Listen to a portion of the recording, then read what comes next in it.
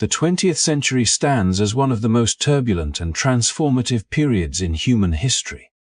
It was a century where nations were drawn into conflicts on an unprecedented scale, where the roar of artillery and the whir of engines marked the dawn of modern warfare. From the trenches of World War I to the sprawling battlefields of World War II, the deserts of North Africa, and the jungles of Vietnam, the landscape of conflict was evolving at a pace never seen before. Technology became a decisive factor in determining victory or defeat, and innovative strategies reshaped how wars were fought. Tanks, airplanes, submarines, and eventually helicopters changed the very nature of combat, giving commanders tools to exert influence across land, air, and sea simultaneously. But beyond the machines and weapons, the century was defined by the brilliant minds who understood how to wield them effectively. Military leaders had to think not only about the movements of their troops, but also about how to synchronize every branch of their forces into a cohesive, unstoppable machine. This was the era when combined arms strategy rose to prominence, an approach where armies, navies, and air forces worked in concert to achieve decisive results. It was no longer enough to rely on one branch of the military. Success demanded coordination, planning, and the ability to anticipate the enemy's every move. The lessons from these conflicts extend far beyond history books. They illustrate the power of innovation, the importance of preparation, and the impact of leadership in times of crisis. From Montgomery's meticulously planned day operations to Westmoreland as pioneering use of helicopters and air power in Vietnam, to Zhukov's brilliant defensive strategies on the Eastern Front, and Schwarzkopf's coordinated maneuvers in the Gulf War, each story offers insights into human ingenuity under pressure. These commanders not only faced logistical challenges and technological limitations, but also the immense weight of responsibility for the lives of thousands under their command. Their decisions, strategies, and the lessons learned continue to influence modern military thinking today. As we dive into this exploration of combined arms warfare, prepare to witness how strategy, innovation, and leadership came together to change the course of history. Every battle, every maneuver, and every decision played a role in shaping the modern world.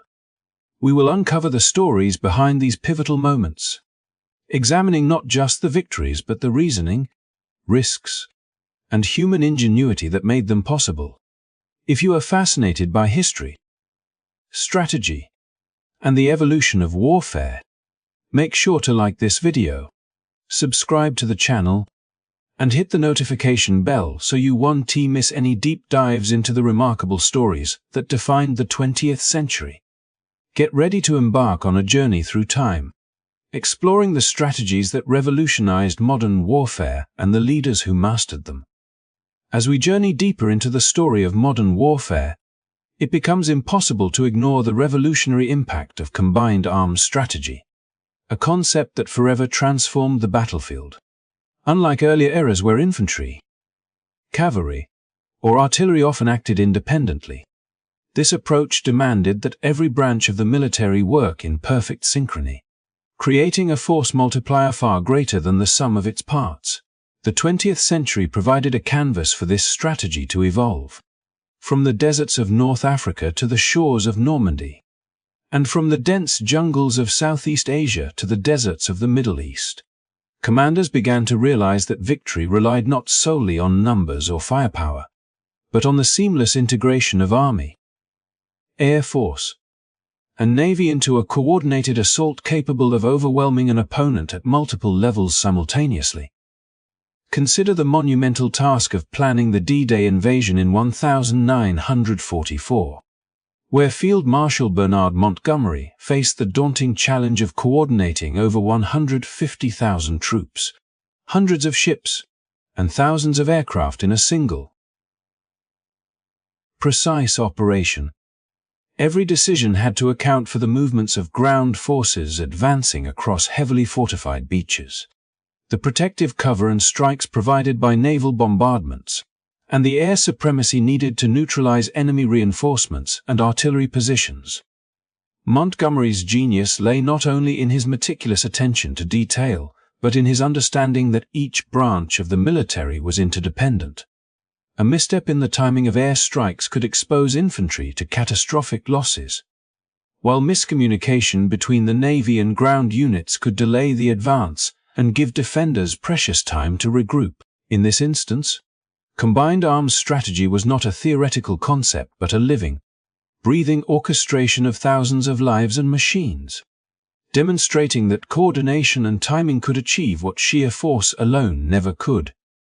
Across the globe, in the jungles and river deltas of Vietnam, General William Westmoreland applied the principles of combined arms in a new context, adapting them to a type of warfare that was fluid, unpredictable, and politically constrained. The integration of air mobility helicopters transporting troops into combat zones, providing rapid medical evacuation, and offering close air support demonstrated a level of adaptability previously unseen. Westmoreland recognized that conventional linear tactics were insufficient against an enemy skilled in guerrilla warfare.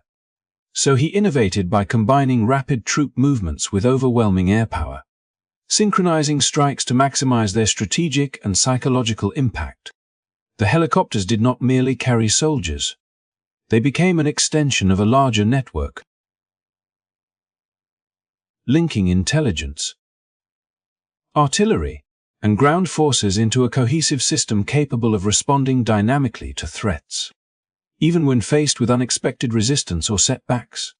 The effectiveness of this coordination allowed commanders to maintain pressure, demonstrating that integrated strategy could compensate for the unpredictability of the battlefield and the limitations imposed by geography. Meanwhile, on the Eastern Front during World War II, General Georgy Zhukov's command illustrated that combined arms strategy was not limited to offensive operations but could also redefine defensive warfare. Charged with defending Leningrad and Moscow from the relentless advance of the German Wehrmacht, Zhukov implemented a sophisticated network of fortifications, artillery placements, and mobile infantry units, all while coordinating with air support to disrupt supply lines and reconnaissance efforts. This was a multi-dimensional chess game where timing, positioning, and communication were as vital as the strength of the units themselves. His ability to merge mechanized forces with conventional infantry and artillery firepower exemplified how a well-coordinated defense could turn a potential disaster into a strategic advantage.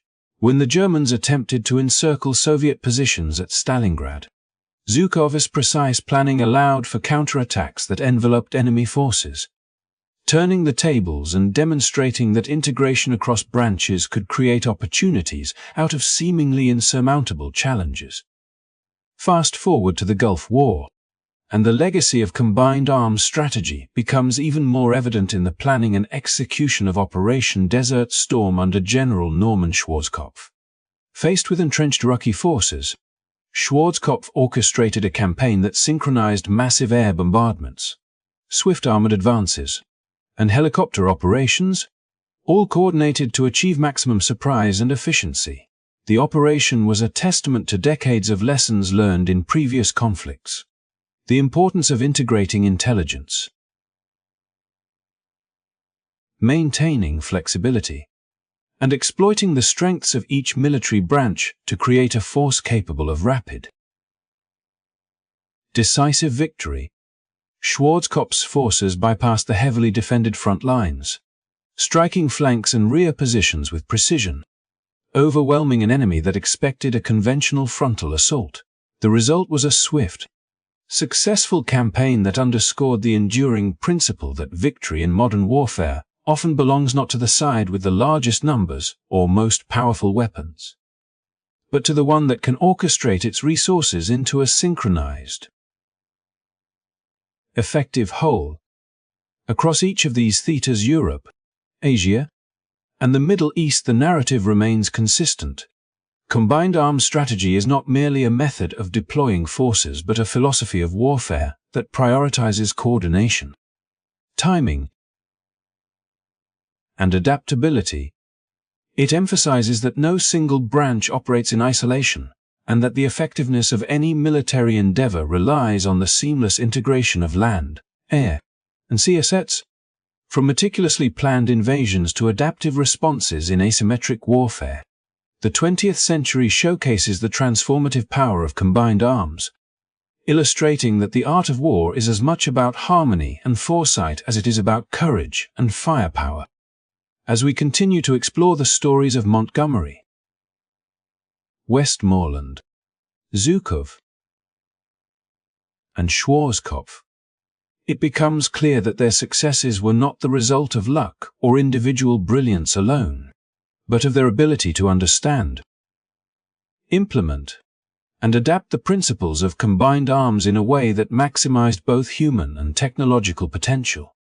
These lessons resonate far beyond the battlefield, offering insights into leadership, strategic thinking, and the timeless value of coordination and preparation.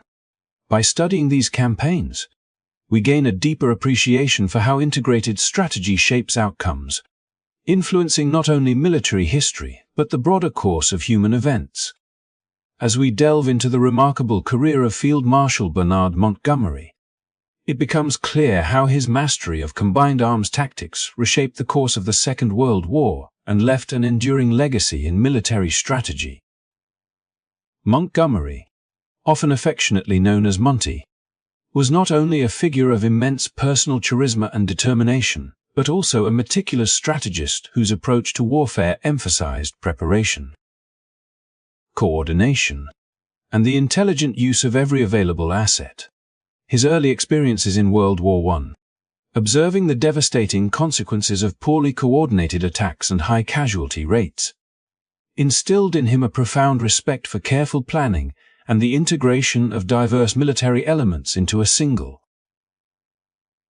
effective force.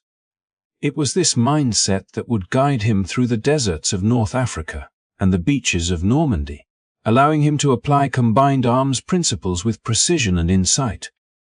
In the North African campaign, Montgomery faced a formidable opponent in the German Field Marshal Erwin Rommel, whose tactical brilliance had earned him the nickname the Desert Fox. The vast and unforgiving desert environment posed unique challenges. Supply lines were stretched across hundreds of miles, terrain offered few natural defensive positions, and the morale of troops was constantly tested by the harsh conditions. Montgomery recognized that victory would not come from brute force alone, but from the careful orchestration of infantry, artillery, tanks, and air support to create a cohesive and overwhelming presence on the battlefield. He meticulously trained his soldiers, emphasizing the importance of discipline, communication, and adaptability, while ensuring that each unit understood its role within the larger operational plan. By integrating armored divisions with supporting artillery and coordinated air reconnaissance, Montgomery was able to outmaneuver Rommel's forces and achieve a decisive victory at the Battle of Alamein, a turning point that shifted the momentum in favor of the Allies in North Africa and demonstrated the power of well-executed combined arms strategy. Montgomery's success in the desert was only a prelude to his most famous operation, the invasion of Normandy on June 6, 1944.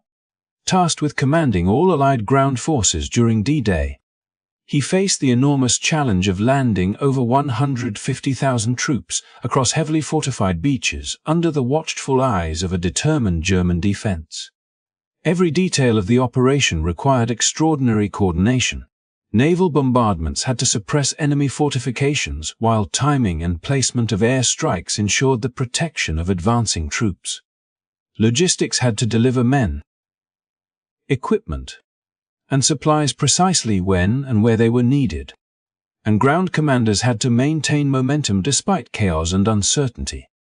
Montgomery's approach was methodical and deliberate, reflecting his deep understanding that the effectiveness of the campaign depended on the synchronized effort of all military branches.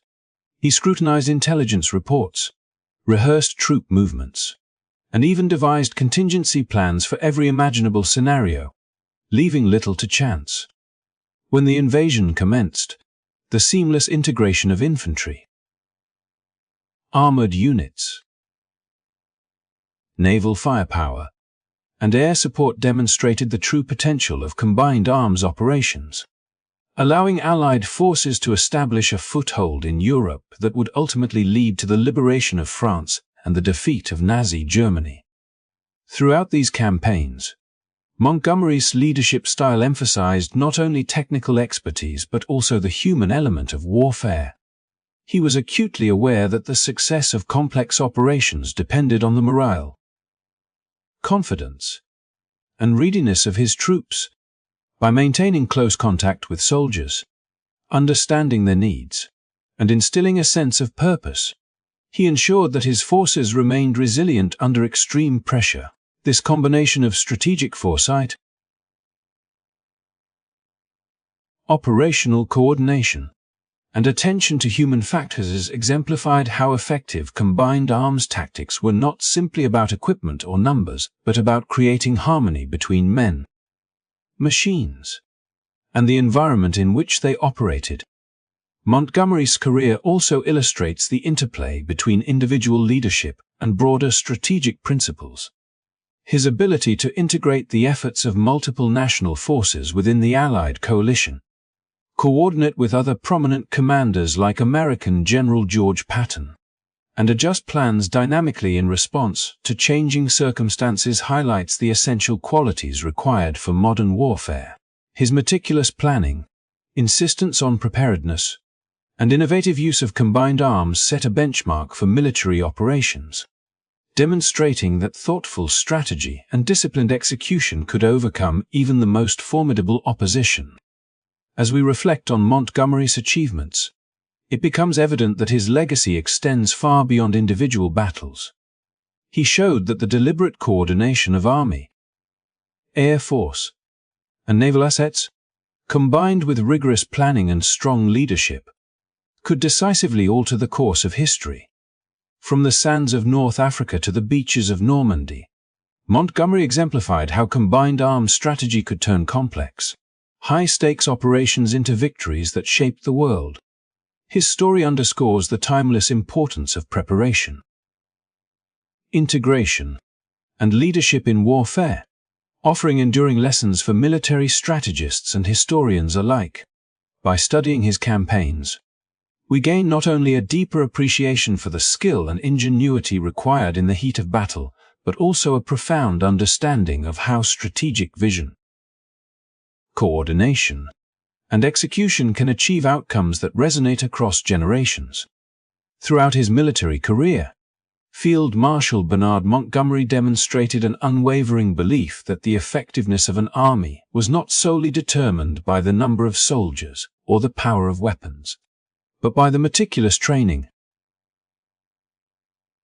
thorough preparation, and the robust logistical support of his troops, principles that would ultimately define his approach to some of the most decisive campaigns of the Second World War. From the early days of his service, Montgomery recognized that success in battle required more than raw courage or impulsive aggression. It demanded a comprehensive understanding of both human and material resources, an insight born from his experiences in the trenches of the Great War, where uncoordinated attacks and high casualties underscored the catastrophic consequences of neglecting preparation. This awareness became the foundation of his philosophy, guiding him as he confronted some of the most formidable military challenges of the 20th century. From the sun-scorched deserts of North Africa to the fortified beaches of Normandy, in North Africa, Montgomery faced an adversary renowned for his tactical genius, Field Marshal Erwin Rommel, whose swift, unpredictable maneuvers had earned him the moniker the Desert Fox. The harsh desert environment presented a landscape in which supply lines stretched across vast distances. Heat and sand tested the endurance of men and machinery alike, and a single miscalculation could result in disaster. Montgomery's strategy revolved around transforming these constraints into advantages by meticulously preparing his troops and ensuring they were not only equipped with superior resources, but also trained to operate as a cohesive, adaptive unit. Every soldier understood the importance of their role within the larger plan. From infantry coordinating with armored divisions to artillery units supporting maneuvers and air reconnaissance guiding the advance. This holistic preparation enabled the Allies to maintain discipline and cohesion under immense pressure, turning what could have been chaotic encounters into opportunities for decisive action. The Battle of El Alamein stands as a testament to Montgomery's philosophy, where strategy, preparation, and supply converged to yield a triumph that shifted the momentum of the war in favor of the Allies. Rather than rushing into combat with numerical advantage as the only metric of success, Montgomery delayed engagement until his forces were fully trained, adequately supplied, and mentally prepared, an approach that frustrated some of his contemporaries who favored rapid offensive action, but ultimately proved to be instrumental in achieving a resounding victory. The careful integration of combined arms infantry, tanks, artillery, and air support was orchestrated to maximize effectiveness, demonstrating that when an army's human and material components are harmonized through rigorous training and logistical planning, the outcome of battle is significantly enhanced. Soldiers who had been drilled in coordinated maneuvers, equipped with reliable supplies, and instilled with confidence in their leadership were far more capable of executing complex operations than larger, less prepared forces. Montgomery's attention to preparation and supply extended beyond battlefield tactics into the human element of warfare. He understood that the morale, stamina, and trust of his troops were as crucial as artillery placements or tank formations. Through close engagement with his soldiers, ensuring that their needs were met and their welfare attended to, he fostered loyalty and resilience, which became particularly evident during the grueling campaigns in North Africa and Europe. Troops who were well fed, properly equipped, and confident in the clarity of their orders were more effective and adaptable in the unpredictable conditions of war, highlighting Montgomery's foresight in valuing preparation over mere force of numbers. This philosophy reached its zenith during the D-Day invasion, where Montgomery commanded the Allied ground forces in one of the most complex military operations in history. The successful landing on the beaches of Normandy required not only the precise coordination of thousands of troops across multiple national contingents, but also careful orchestration of naval bombardments, aerial support, and logistical supply chains. Montgomery's insistence on meticulous planning ensured that each division understood its objectives, knew the timing of movements, and was prepared to adjust to unexpected developments. By focusing on preparation and readiness, he minimized the chaos and uncertainty that could have undermined the operation, proving that a smaller but thoroughly trained and supported force could achieve objectives that might overwhelm larger, less prepared units. Montgomery's approach offers profound lessons in the importance of preparation and supply as force multipliers in warfare. His campaigns illustrate that even in the face of formidable opposition, disciplined and well-supported troops can achieve outcomes that defy simple arithmetic of numbers. By cultivating competence through training, ensuring robust logistical networks, and maintaining the morale of his soldiers, Montgomery transformed the principle of preparation into a decisive strategic advantage, illustrating that readiness and strategy often outweigh brute force. Moreover, his emphasis on integration, ensuring that every element of the military machine, from foot soldiers to artillery, tanks, and air support, worked in concert, demonstrates the broader applicability of his philosophy to complex operations beyond the battlefield. It reflects a timeless understanding that success is rarely determined by isolated effort, but by the careful coordination of resources, people, and planning, a principle that resonates across military history and continues to inform modern strategic thinking. Through Montgomery's legacy, we see how meticulous training, preparation, and the assurance of adequate supplies became central to the art of warfare, transforming the potential of his forces into tangible victories. His campaigns serve as a compelling reminder that the combination of strategy, readiness, and the human element not only determines the outcomes of battles, but also shapes the course of history, leaving an enduring influence on military doctrine and leadership philosophy that remains instructive for both historians and strategists today. General William Westmoreland's role in the Vietnam War exemplifies the transformative impact of innovative air mobility and strategic bombing, redefining the nature of warfare in Southeast Asia and leaving an enduring legacy on military operations. Westmoreland, a man whose career spanned from traditional cavalry units to modern aerial warfare, demonstrated an extraordinary ability to adapt to rapidly evolving technologies and changing combat environments. Born in 1914, he began his military journey in a world still reliant on horse-drawn artillery. Yet he would later orchestrate complex operations involving helicopters and the formidable B-52 Stratofortress, signaling a seismic shift in how wars could be fought.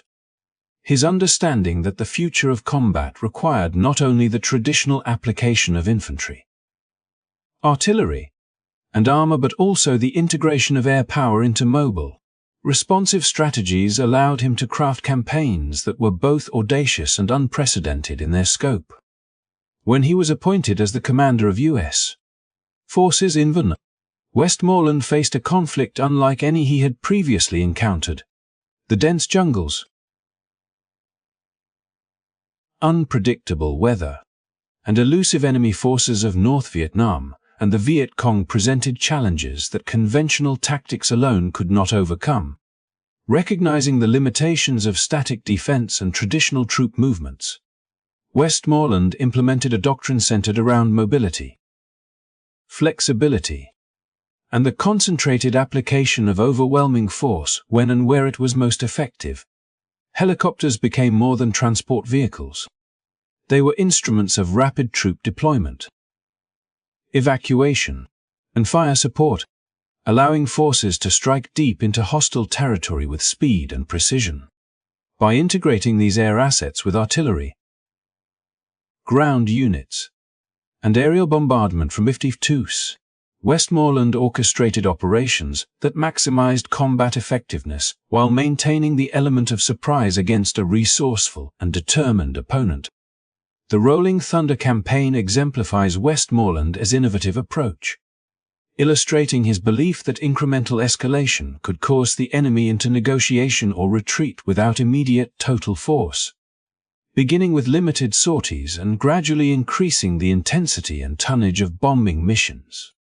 This strategy sought to apply sustained pressure while allowing for adjustments based on enemy responses.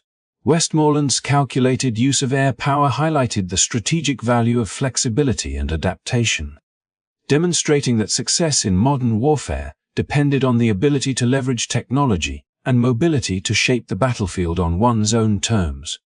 B-52 bombers, previously reserved for strategic nuclear deterrence, were repurposed for conventional operations, delivering devastating, precise strikes across extensive areas and reshaping the enemy's operational calculus. The Drang Valley operation further illustrated Westmoreland's mastery of air mobility.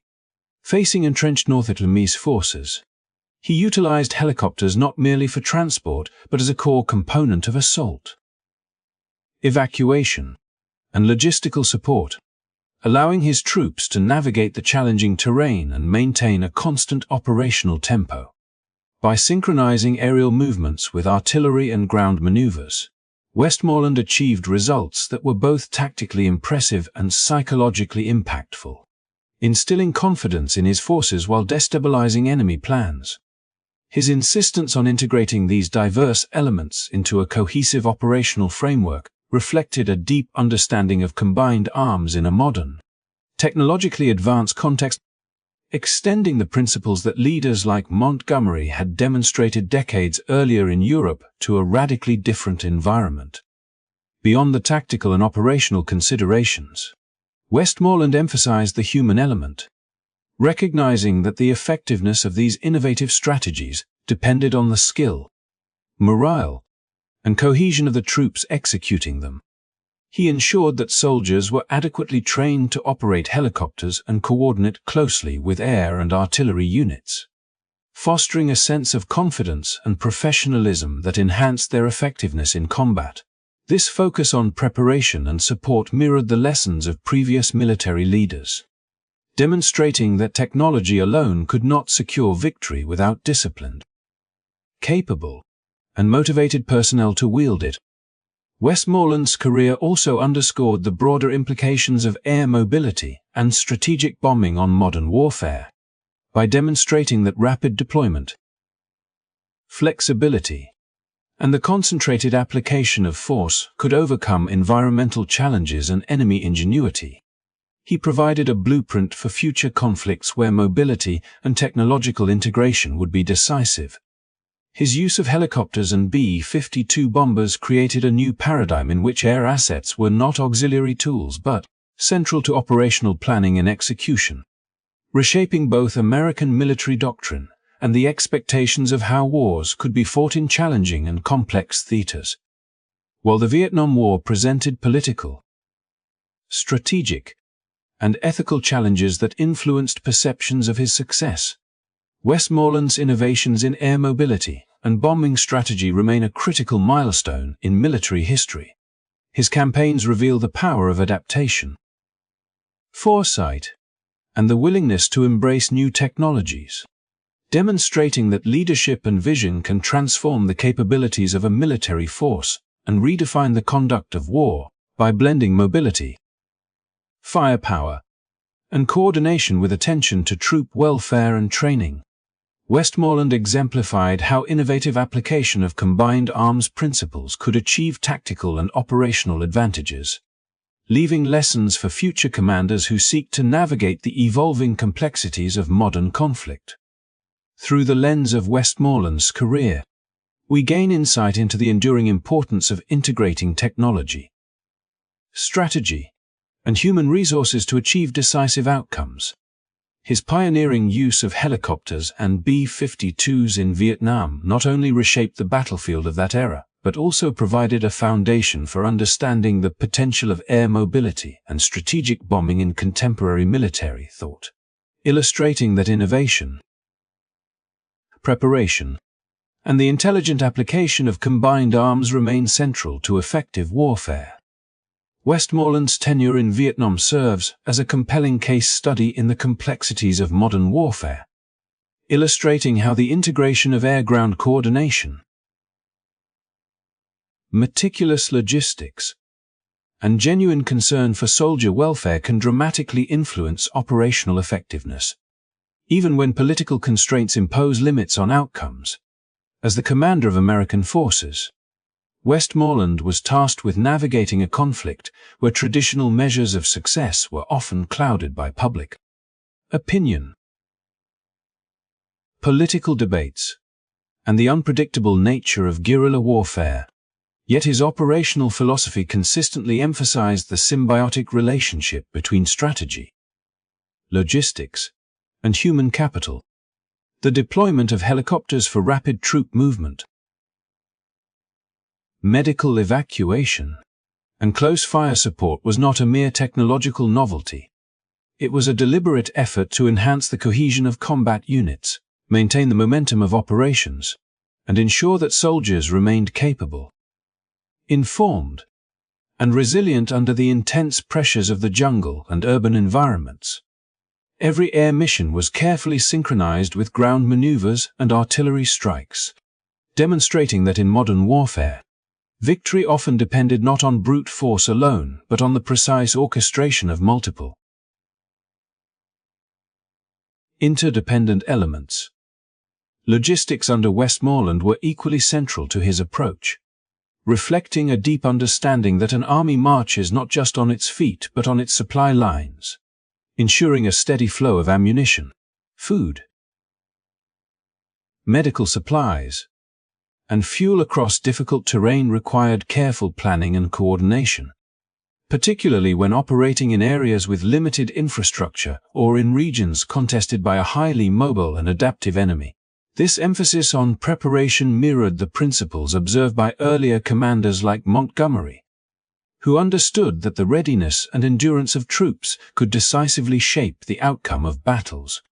By prioritizing the organization and reliability of supply chains, Westmoreland sought to provide his forces with the flexibility to respond rapidly to emerging threats, maintain operational tempo, and exploit opportunities that less prepared adversaries could not. The success of such operations depended not only on technological sophistication, but on the disciplined implementation of plans and the adaptability of both commanders and troops in the field. Soldier welfare was another cornerstone of Westmoreland's strategy, reflecting his recognition that human resilience and morale were pivotal to sustaining combat effectiveness over prolonged campaigns. He championed efforts to ensure that troops received adequate rest, medical attention, and opportunities for communication with their families. Understanding that psychological and physical well-being could not be separated from tactical success, by personally engaging with soldiers and promoting the visibility of leadership on the front lines, Westmoreland cultivated trust, loyalty, and a sense of purpose, which in turn allowed units to perform with greater cohesion and initiative under challenging conditions. This human-centric approach enhanced the effectiveness of complex air-ground operations, where coordination and split-second decision-making were critical, demonstrating that operational excellence is inseparable from the welfare and motivation of those executing the mission. Yet, despite the sophistication of Westmoreland's strategies and the ingenuity of his approach to air-ground integration, the broader context of political constraints and public scrutiny in Vietnam imposed significant limits on the outcomes he could achieve. Strategic decisions were frequently influenced or curtailed by considerations beyond the battlefield, including congressional oversight, international diplomacy, and the need to manage perceptions at home and abroad. These external pressures complicated the implementation of operational plans and often necessitated adjustments that mitigated the potential impact of even the most well-conceived campaigns. Nevertheless, Westmoreland's focus on coordination, logistics, and soldier welfare provided a stabilizing framework that allowed his forces to operate effectively within these constraints, achieving tactical and operational successes that underscored the enduring value of his approach. One illustrative episode of his command highlights the delicate balance between operational ambition and political limitation. During the Tet Offensive, for example, Westmoreland's forces were confronted with a sudden, coordinated attack across multiple cities and military installations. The planning, coordination, and execution that had previously defined his strategy allowed American and Allied forces to respond rapidly, regain control of contested areas, and limit losses.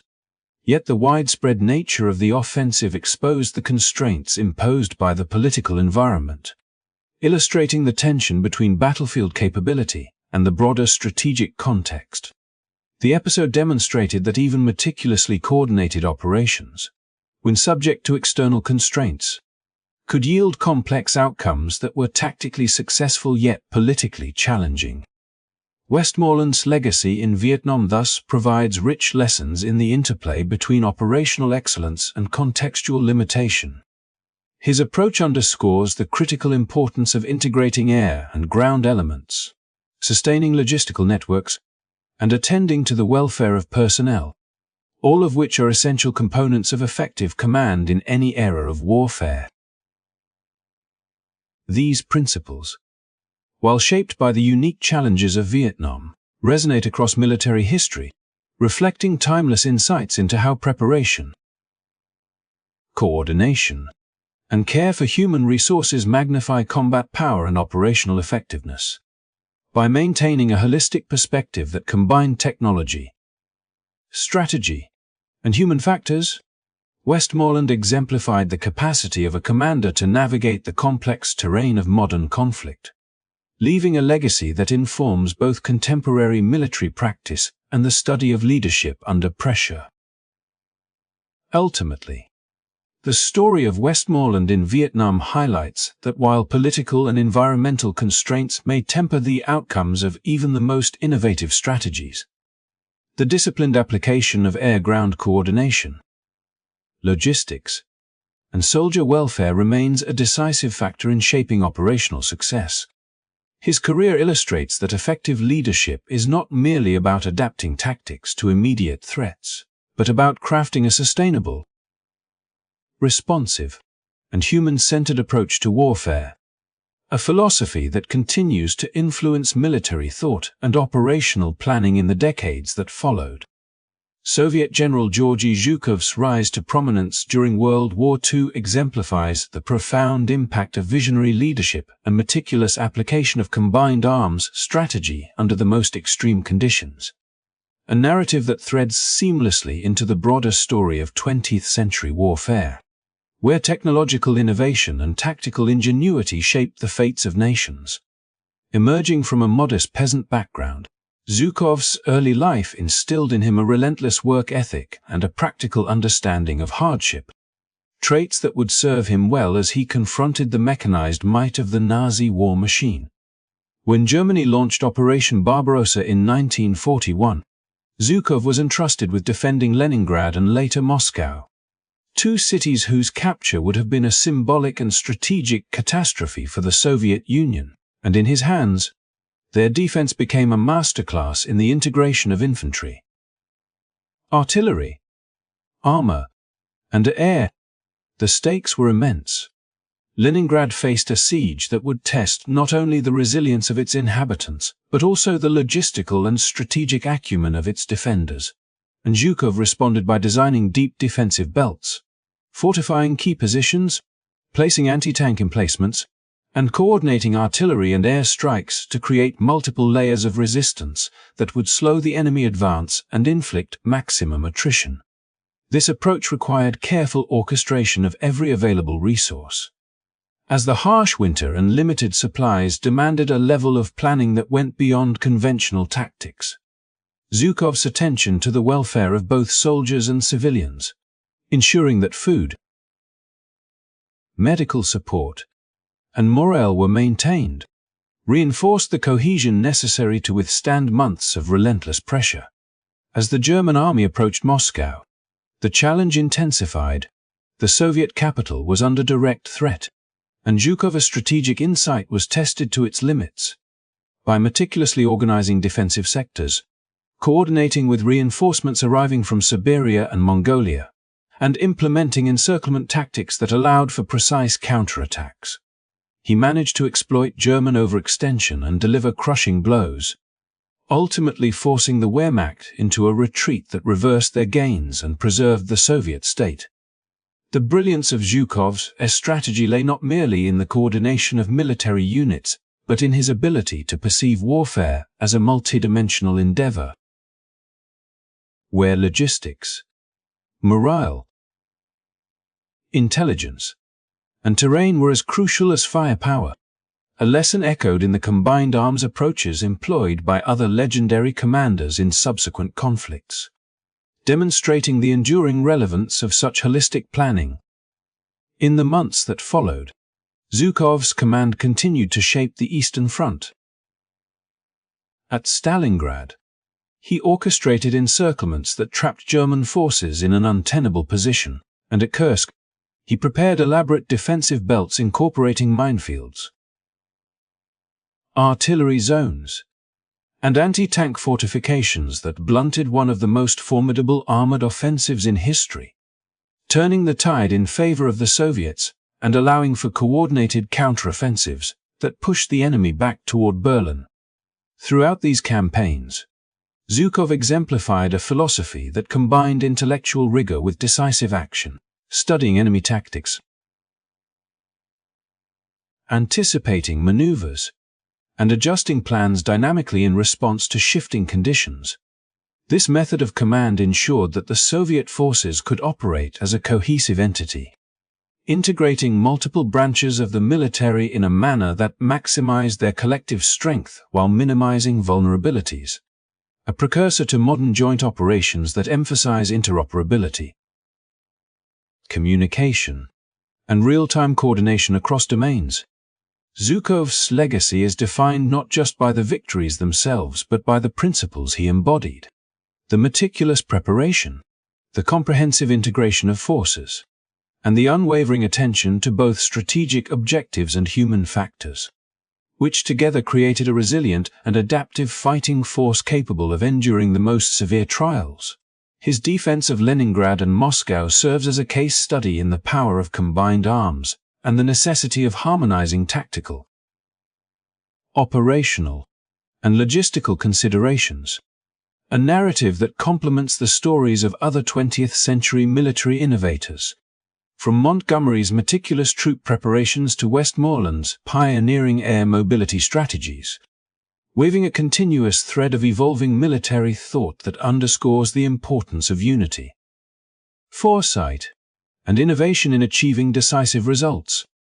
By examining Zhukov's campaigns, one appreciates how the integration of diverse military elements, combined with the careful management of morale, logistics, and strategic initiative, can transform seemingly insurmountable challenges into defining moments of triumph, illustrating that the orchestration of complex operations under pressure remains one of the most compelling and instructive aspects of military history.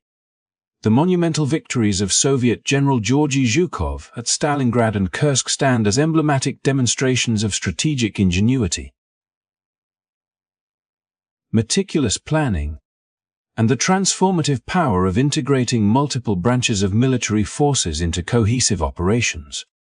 A narrative that resonates with the overarching themes of 20th-century warfare where tactical innovation determined the fate of nations.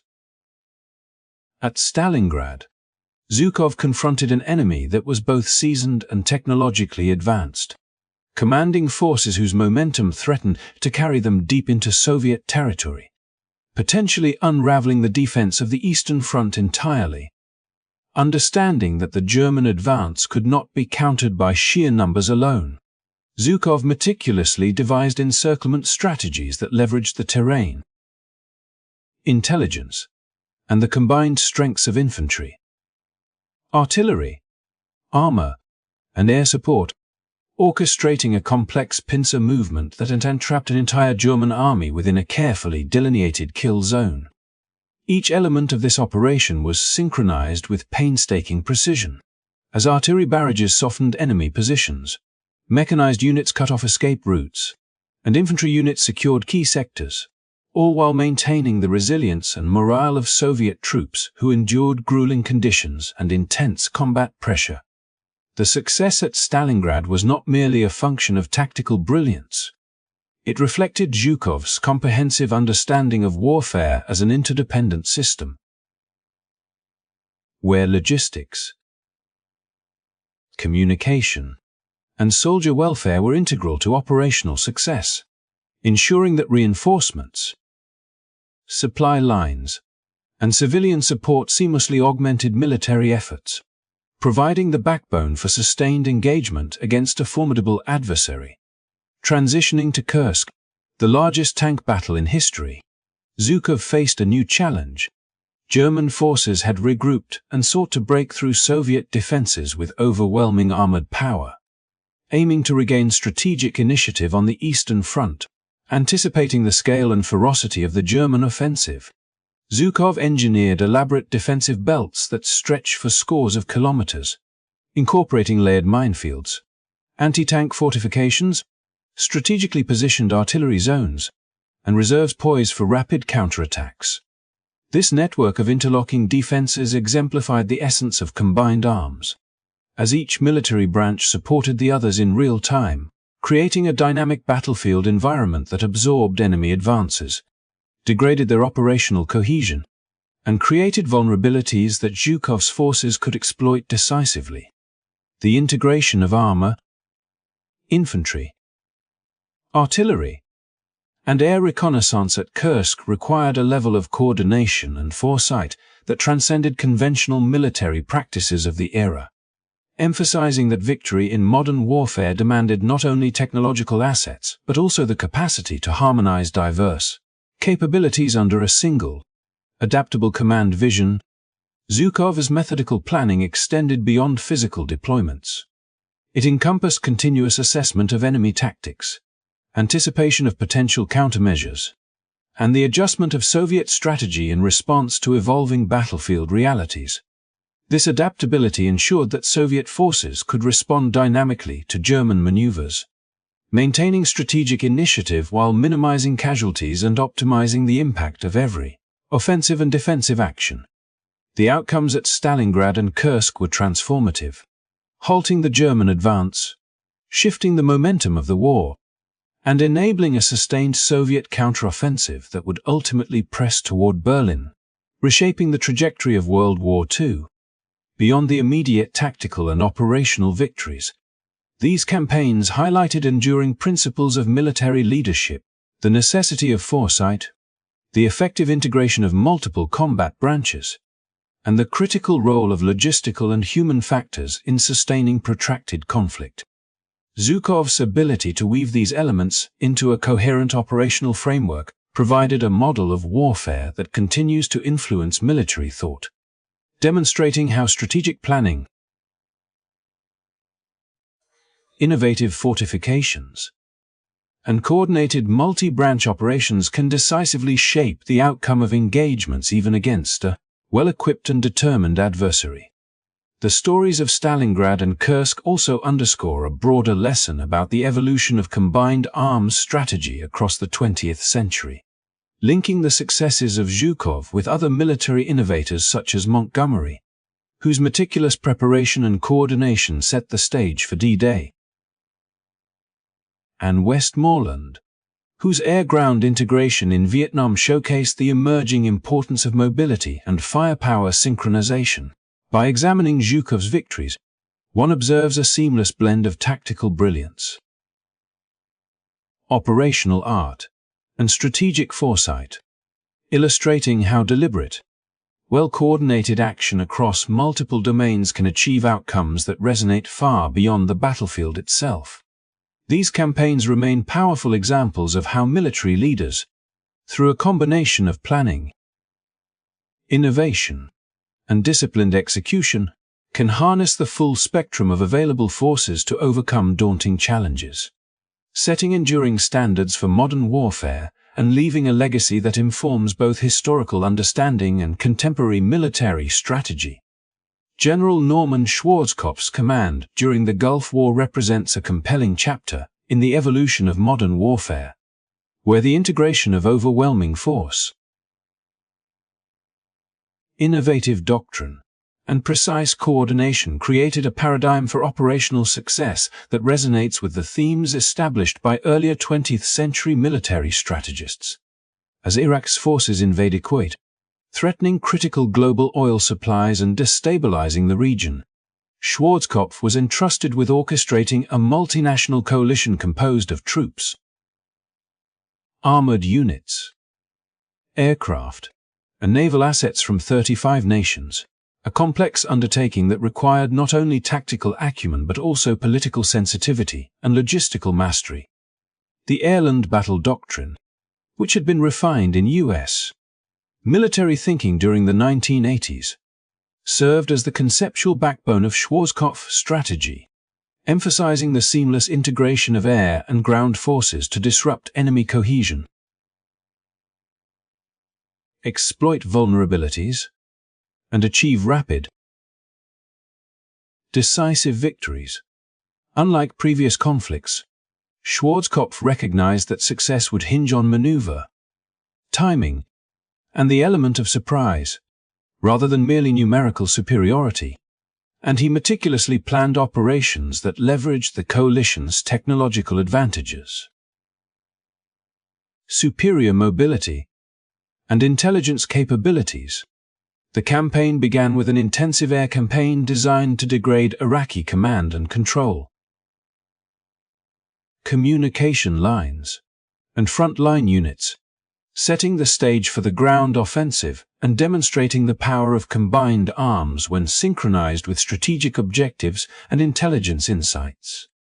This initial phase was followed by the meticulously timed ground assault, where armored divisions, mechanized infantry, and supporting artillery advanced in a coordinated sweep designed to envelop and neutralize entrenched Iraqi forces while minimizing coalition casualties, a testament to Schwarzkopf's understanding that operational tempo and surprise could decisively shape outcomes. One of the most remarkable aspects of the Gulf War was Schwarzkopf's ability to orchestrate multi-dimensional maneuvers that exploited the enemy's expectations, including the famous left hook maneuver that bypassed heavily fortified front-line positions, striking Iraqi forces from the flank and causing disarray, an application of operational creativity that mirrored the encirclement strategies of historical commanders like Zhukov while utilizing the advantages of modern mobility and firepower. Throughout the campaign, Schwarzkopf demonstrated an acute awareness of the human dimension of warfare, maintaining close contact with his troops, ensuring their welfare, and fostering cohesion and morale, recognizing that technological superiority alone was insufficient without disciplined, motivated, and well-supported personnel. The rapid success of the coalition's ground operations, culminating in the liberation of Kuwait within a mere 4 days, underscored the effectiveness of these principles, highlighting the interplay between strategic foresight, doctrinal innovation, and meticulous planning that had become a hallmark of successful 20th-century military leadership. Schwarzkopf's approach also integrated lessons from previous conflicts, bridging the gap between the combined arms operations of World War II, the air-ground integration experimented with by Westmoreland in Vietnam, and the mechanized, maneuver-focused doctrine that defined the Gulf War, creating a narrative continuity that illustrates the evolution of military thought and the enduring importance of coordination across domains. The Gulf War's operational success was further amplified by Schwarzkopf's adept handling of coalition politics, media relations, and public perception, demonstrating that modern military leadership extends beyond the battlefield to encompass strategic communication, inter-alliance diplomacy, and the management of complex, multinational forces under high-stakes conditions.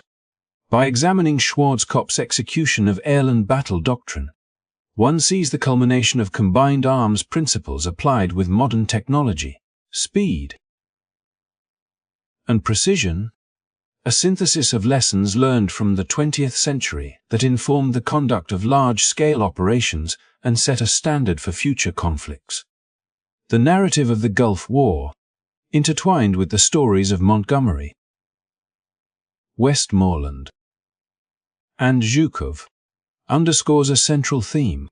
The effectiveness of military force is maximized when strategic planning, doctrinal innovation, and the seamless integration of diverse combat elements are harmonized with an acute awareness of human, logistical, and political dimensions. Schwarzkopf's campaign stands as a testament to the enduring value of these principles, demonstrating how decisive maneuver, overwhelming force, and coordinated multi-domain operations can achieve rapid victories while minimizing losses and shaping the course of international events, solidifying his legacy as one of the defining military leaders of the late 20th century. The story of Schwarzkopf and the Gulf War enriches the larger tapestry of military history, offering insights into the continued evolution of combined arms, operational art, and strategic leadership, illustrating that the principles pioneered and refined over decades of conflict remain vital in understanding and executing modern warfare at the highest levels of command.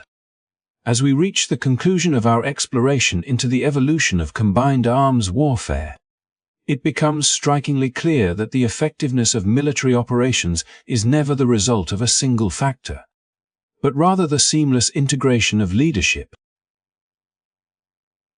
meticulous planning, coordination across multiple branches, and adaptability to ever-changing conditions on the battlefield. From the strategies meticulously executed by Field Marshal Bud Montgomery, who emphasized preparation, troop welfare, and the integration of infantry, armor, and artillery during pivotal moments like D-Day and North Africa, to the innovative air-ground coordination developed by General William Westmoreland in Vietnam, where helicopters and B-52 bombers redefined mobility and precision strikes. The common thread that ties these military leaders together is their understanding that victory is a holistic pursuit. Soviet General Georgy Zhukov's defense and subsequent offensives at Leningrad, Moscow, Stalingrad, and Kursk further illustrate how layered defensive tactics, encirclement strategies, and the orchestration of combined forces can alter the trajectory of wars, transforming seemingly insurmountable challenges into decisive triumphs.